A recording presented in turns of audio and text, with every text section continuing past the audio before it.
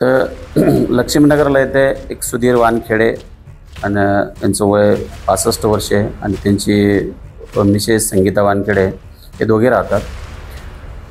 या ठिकाणी दिनांक 17 रोजी 17/7/24 रोजी सकाळी एक 11 वाजे सुमारास एक तृतीयपंथीच्या वेशामध्ये एक इसम आला आणि त्याने वेगवेगळ्या प्रकारे त्यांना ते संमोहित केले.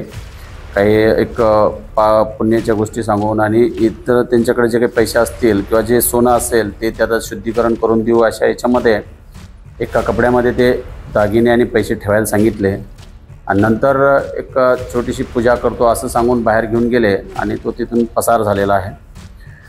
यामध्ये गुन्हा दाखल करण्यात आला आहे. गुन्ह्याचा तपास चालू आहे आणि लवकरच त्या आरोपीला आम्ही शोधून काढू. परंतु मी लोकांना असं आवाहन करू इच्छितो की अशा कुठल्याही वेशामध्ये एखादा व्यक्ती जर आपल्याकडे येत असेल आणि तो अनोळखी आहे तर त्यांना एकदम आपल्या घरामध्ये घेणे आणि एकदम त्याच्या बोलण्यावरती पूर्णतः विश्वास ठेवणे हे अतिशय चुकीचं आहे आणि त्यामुळे कोणासोबतही असा धोका होऊ शकतो.